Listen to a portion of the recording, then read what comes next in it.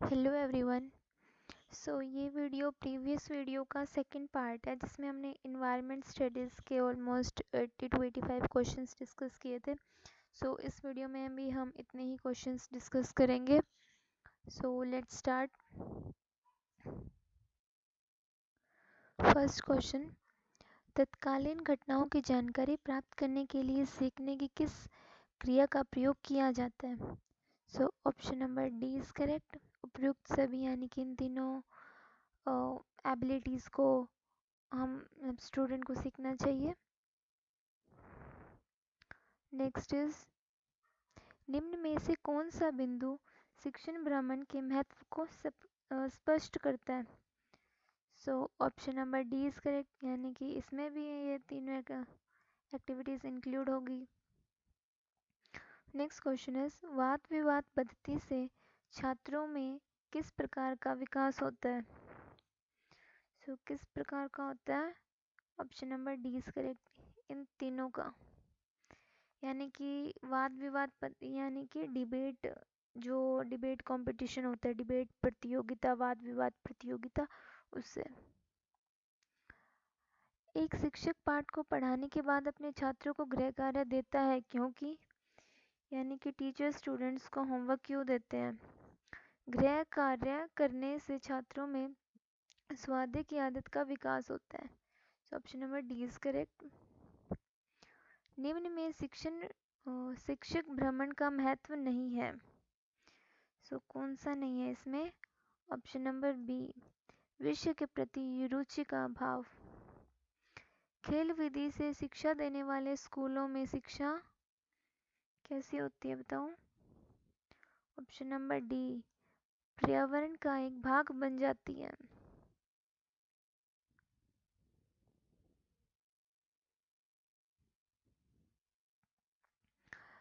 शिक्षण की प्रोजेक्ट विधि विद्यार्थी को व्यवहारिक ज्ञान प्रदान करती है क्योंकि विद्यार्थी के ज्ञान का आधार उसका निजी अनुभव होता है। Option number D is correct. क्या अभिभावकों को अपने बच्चों को गृह कार्य करवाने में सहयोग देना चाहिए? बताओ, होमवर्क करने के लिए पेरेंट्स को हेल्प करनी चाहिए? हाँ, करनी चाहिए। इससे अभिभावकों को अपने बच्चों की प्रगति का पता चलेगा, यानी कि स्टूडेंट्स की प्रोग्रेस का उन्हें पता चलेगा अपने पेरेंट्स को। सूक्ष्म शिक्षण के संदर्भ में कौन सा कथन सत्य है? यानी कि माइक्रो टीचिंग। कौन सा? Option number C is correct. खेल विधि का सही अर्थ है? कौन सा? Option number C is correct. बालकों की खेल प्रवृत्ति को संतुष्ट करते हुए लाभप्रद शिक्षक परिणाम निकालना। विचार विनिमय संबंधी क्रियाकलाप है? कौन सा है इसमें बताओ? सेमिनार भी एक टाइप की डिस्कशन नहीं होती है। पाठ योजना में शिक्षण उद्देश्य होना चाहिए? कौन सा होना चाहिए बताओ? Option number A is correct. सहज अभिव्यक्ति के लिए बच्चों को स्वतंत्रता देना एक प्रणाली का प्रमुख सिद्धांत है। यह मान्यता किस शिक्षा प्रणाली की है? किसकी है? Option number B is correct, Montessori शिक्षा प्रणाली। नेक्स्ट इज, पर्यावरण अध्ययन की कक्षा में अवधारणाओं को स्पष्ट करने के लिए कविताओं और कहानी कथन का प्रयोग करना चाहिए? बताओ। Option number C is correct.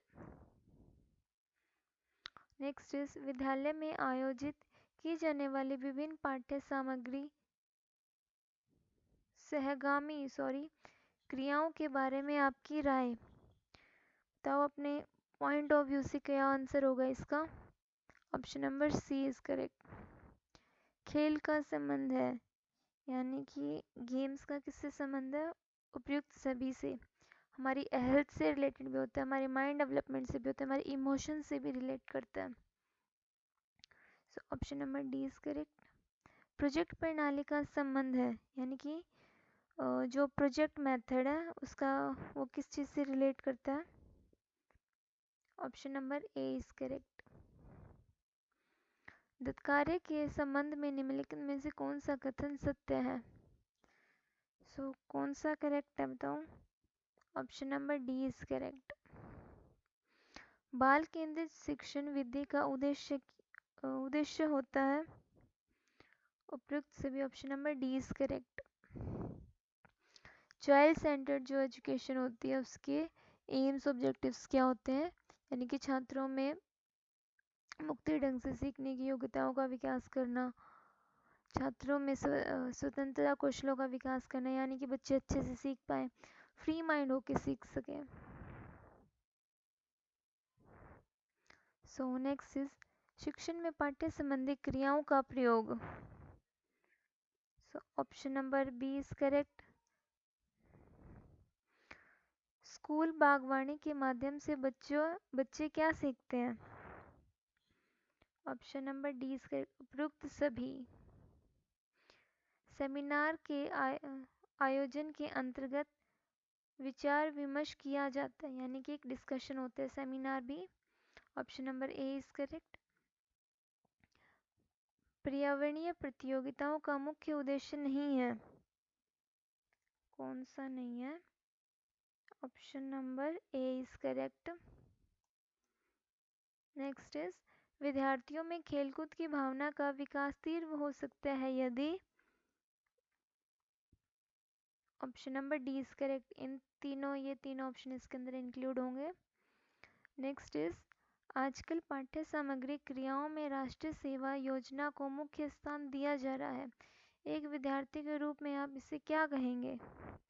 अपने पॉइंट ऑफ व्यू से बताओ क्या कहेंगे इसको कहेंगे यह श्रम के प्रति आस्था उत्पन्न करता है। Option number C is correct.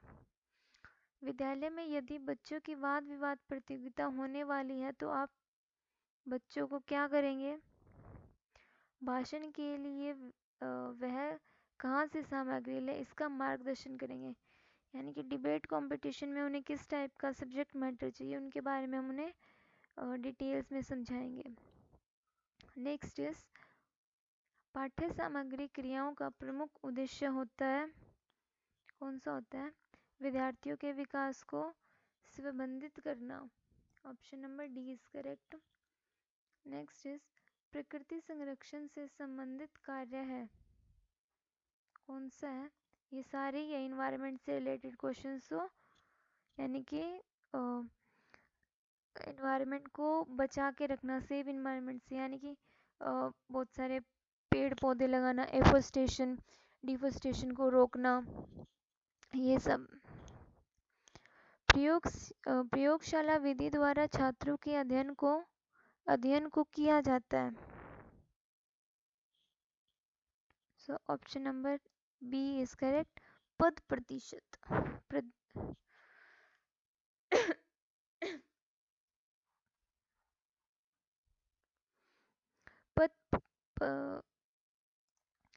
प्रदर्शित किया जाता है। नेक्स्ट इज साक्षात्कार होता है। क्या होता है? आमने सामने बैठकर वार्तालाप करना, यानी कि face to face discussion. Option number C is correct. क्रियाकलाप का विचार शिक्षा क्षेत्र में स्थापित करने का प्रवणता माना जाता है। किसको माना जाता है? रूसो को। Option number B is correct. शिक्षक भ्रमण निम्नलिखित विधि का उदाहरण है।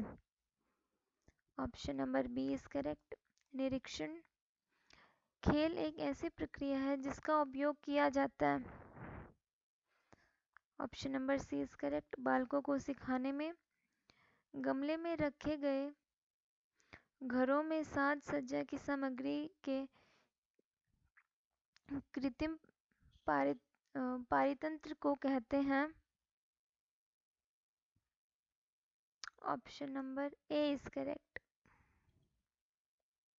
नेक्स्ट इज भूमि संरक्षण की जिस विधि में पहाड़ी ढलान को काटकर सीढ़ियां बना दी जाती है उसका नाम है। क्या नाम है उसका? Option number A is correct. समुच्च रेखीय कृषि। पके हुए चावल रेफ्रिजरेटर में अपेक्षाकृत लंबे समय तक परिरक्षित किए जा सकते हैं क्योंकि ऑप्शन नंबर 20 करेक्ट, कम तापमान पर रोगाणु निष्क्रिय हो जाते हैं। यानी कि जो राइस होते हैं उनको हम फ्रीजर में या रेफ्रिजरेटर में रख देते हैं तो उससे वो काफ़ी एक लॉन्ग टर्म के लिए यूज़ कर सकते हैं हम उनको। इतना लॉन्ग टर्म भी नहीं, लेकिन 1 दिन या 2 दिन के लिए रख सकते हैं क्योंकि रेफ्रिजरेटर का जो टेम्परेचर होता है वो बहुत ज़्यादा डाउन होता है, कई बार तो माइनस में भी चला जाता है। इसलिए वहाँ पे वायरसेस बहुत कम यानी कि ना के बराबर ही पैदा होते हैं। नेक्स्ट इज संसाधन संरक्षण के संदर्भ में निम्नलिखित में से कौन सा कथन सत्य नहीं है? सो कौन सा नहीं है? Option number C is correct. निम्नलिखित राज्यों में किस एक में सर्वाधिक संख्या में वन जीव अभयारण्य, नेशनल पार्क और अभयारण्य है? सो किस में है? मध्य प्रदेश में है। Option number C is correct. एक विद्यालय में राजस्थान के लिए कक्षा 5 के लिए बच्चों के शिक्षण भ्रमण की योजना बनाई। भ्रमण के दौरान बच्चों से आपकी क्या अपेक्षाएं रहेगी? बताओ क्या रहेगी अपने पॉइंट ऑफ व्यू से? Option number C is correct, उन्हें ध्यान से अवलोकन कराना चाहिए और ये सब चीज़ें आप पढ़ लेना। Option number C is correct. मूल्यांकन के द्वारा ज्ञात किया जाता है, यानी कि इवोल्यूशन करते हैं हमें उससे क्या पता चलता है? छात्र का मानसिक विकास। Option number A is correct. मूल्यांकन के द्वारा क्या? उसके द्वारा उपयुक्त सभी, यानी कि ऑप्शन नंबर सी करेक्ट है। हमें जब हम इवोल्यूशन करते हैं तो हमें बच्चों की कमियां पता चलती है और उसके एवरेज पॉइंट्स, उनके डिसएडवांटेजेस, वो कहाँ कहाँ पे कमज़ोर है, उनका वीक पॉइंट क्या है, उनकी स्ट्रेंथ क्या है, ये सब चीज़ें हमें पता चलती है। नेक्स्ट इज मूल्यांकन का उद्देश्य नहीं है। इवोल्यूशन का इसमें ऑब्जेक्टिव कौन सा नहीं है? ऑप्शन नंबर बी नहीं है, छात्र पतन। मूल्यांकन की प्रक्रिया छात्रों को देती है, क्या देती है? Option number B is correct, शिक्षक प्रकृति की प्रेरणा। मूल्यांकन निरंतर चलने वाली प्रक्रिया है और यह छात्रों की औपचारिक शिक्षक उपलब्धि की अपेक्षा अधिक है। यह कथन किसका है, यानी कि इसके हमें राइटर बताने हैं। तो इसकी है एम पी मुफात। Option number C is correct. पूर्णतः वैध एवं विश्वसनीय मानी जाने वाली परिस्थितियों में किस प्रकार के प्रश्न होते हैं? किस प्रकार के होते हैं? Option number C is correct, वस्तुनिष्ठ। मूल्यांकन की प्रविधि नहीं है, सो वार्तालाप। Option number D is correct. मूल्यांकन का प्रमुख उपकरण है, क्या है? सो इसका करेक्ट आंसर होगा ऑप्शन नंबर डी, ये सभी। भारत में सतत मूल्यांकन प्रणाली स्कूलों में लागू न होने के कारण है। कौन कौन से रीजंस हैं? ऑप्शन नंबर ए भी करेक्ट है और ऑप्शन नंबर बी भी करेक्ट है, इसके लिए ऑप्शन नंबर सी करेक्ट है, ए व बी दोनों। हमारी शिक्षा प्रणाली तथा उसके गिरते स्तर में सुधार न होने का कारण क्या है?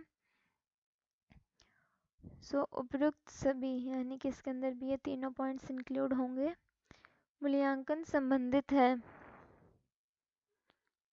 छात्र के अधिगम स्तर से, यानी कि उसके लर्निंग लेवल से, लर्निंग प्रोसेस से। छात्रों में कितना और किस सीमा तक ज्ञानार्जन किया, इसका पता लगाया जाता है। किससे पता लगाया जाता है? ऑब्वियसली मूल्यांकन से, यानी कि मूल्यांकन द्वारा, इवोल्यूशन से। एक अध्यापक को कक्षा में पढ़ाते समय सबसे अधिक प्रसन्नता कब होती है? यानी एक टीचर क्लास में सबसे ज़्यादा खुश कब होता है? जब बच्चे उसकी बात को ध्यानपूर्वक सुनते हैं, यानी कि टीचर्स ने जो पढ़ाया वो बच्चों ने अच्छे से सुना, अच्छे से पढ़ा उसको। So option number B is correct. प्राथमिक स्तर पर आकलन में शामिल होना चाहिए, यानी कि प्राइमरी लेवल पर क्या एडिशन करना चाहिए? Option number B is correct. Bharat में सतत मूल्यांकन प्रणाली स्कूलों में लागू न होने के कारण है।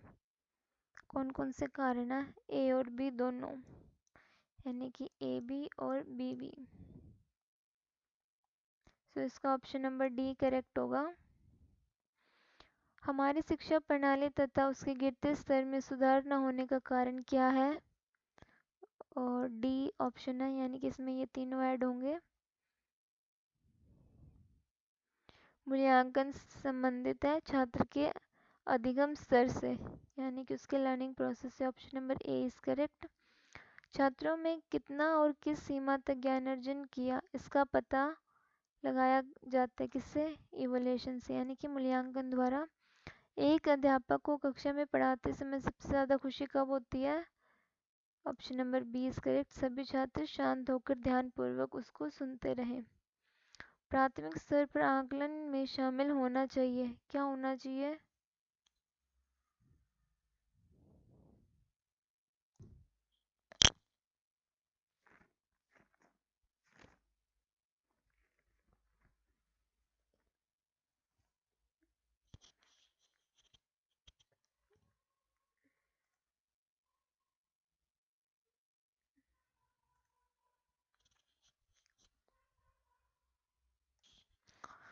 एंड नेक्स्ट क्वेश्चन इज, दृश्य श्रवण सामग्री कार्य करती है। So option number A is correct. And next question is, पर्यावरण अध्ययन की पाठ्य पुस्तक में पहेलियां शामिल करने का निम्नलिखित में से कौन सा उद्देश्य नहीं है? सो कौन सा नहीं है? Option number D is correct. प्राथमिक स्तर पर्यावरण शिक्षा के मध्य की समस्याओं के निर्माण के लिए कौन सा सुझाव सही है? कौन सा है? Option number C is correct. शिक्षा के प्रशासन एवं समस्याओं से निपटने के लिए भारत सरकार ने किस मंत्रालय की स्थापना की है? किसकी की है? शिक्षा मंत्रालय, यानी कि एजुकेशन जो पॉलिसीज बनाते हैं उस चीज़ को इन्होंने न्यू लॉन्च किया है। बोलते ना शिक्षा मंत्री ने आज शिक्षा के अंदर ये नई चीज़ किया, तो ये उसी से रिलेट करता है। नेक्स्ट इज, शिक्षा में छात्रों का विकास किस सीमा तक हो चुका है, यह किस प्रक्रिया द्वारा पता लगाया जा सकता है? सो किसके द्वारा? मूल्यांकन के, इवोल्यूशन के द्वारा। और शिक्षा के क्षेत्र में उस समस्या को क्या कहते हैं जिसके कारण कोई छात्र किसी स्तर पर शिक्षा पूरी किए बिना ही अपना अध्ययन कार्य छोड़ देता है? सो किसके लिए? Option number B is correct.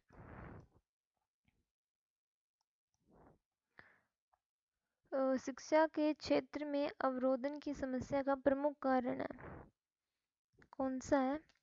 उपरोक्त सभी, ये तीनों ही मेन प्रॉब्लम्स है। So option number D is correct. किस छात्र का फेल हो जाना दर्शाता है? किसका? अवरोधन की समस्या। Option number B is correct. निम्न में से पर्यावरण शिक्षण की समस्या है कौन सी है? ऑप्शन नंबर डी, ये सभी, ये तीनों ही। Option number D is correct. पर्यावरण शिक्षण में शिक्षा कार्य करता है, शिक्षक कार्य करता है, क्या एक टीचर का वर्क होता है? ये सभी। Option number D is correct. बच्चों के साथ एक एज अ फ्रेंड सर्कल बना के रहना, फ्रेंड्स के साथ रहना, यानी कि एक स्टूडेंट टीचर का जो रिलेशनशिप होता है ना, वो एक फ्रेंड सर्कल में जो होते हैं ना, दो फ्रेंड्स के बीच में, वैसा होना चाहिए।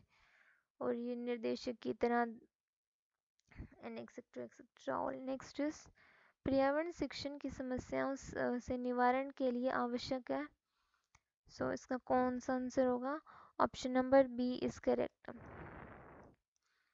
नेक्स्ट इज, पर्यावरण विषय में बच्चों की रुचि उत्पन्न करने के लिए क्या करना चाहिए? यानी कि इन्वायरमेंट स्टडीज में स्टूडेंट्स को इंटरेस्ट इंक्रीज करने के लिए क्या करनी चाहिए? कहानी व खेल विधि से शिक्षण, यानी कि बच्चों को कहानी स्टोरीज की तरह एज अ लाइक बहुत एक फ्री माइंड की तरह खेल खेल में समझाना चाहिए, सिखाना चाहिए। नेक्स्ट इज नवीनतम एवं प्रभावी शिक्षण विधियों का प्रयोग न किया जाना निम्न में से किसकी समस्या है? ऑप्शन नंबर बी इज शिक्षक की, टीचर्स की। नेक्स्ट इज पर्यावरण शिक्षण की समस्याओं को दूर करने के लिए आप क्या तरीका अपनाएंगे? कौन सा अपनाएंगे? Option number C is correct. पर्यावरण शिक्षण को सुगम बनाने के लिए निम्न में से किस क्रियाकलाप को आप अधिक महत्व देंगे? So option number B is correct. Next is पर्यावरण के विस्तृत पाठ्यक्रम के ध्यान में रखते हुए आप प्रभावी शिक्षक के लिए क्या सुझाव देंगे? So option number D is correct. ये सभी इसके अंदर ये तीनों पॉइंट इंक्लूड होंगे and option number D is correct. And the last question is पर्यावरण शिक्षण के प्रभावशाली बनाने के लिए शिक्षण भ्रमण और सेमिनार जैसी पाठ्य सहगामी क्रियाओं के लिए आवश्यक धन कौन सा है? So option number A and B both are correct. So here option number C is correct. Sorry, option number B is wrong and option number C is correct.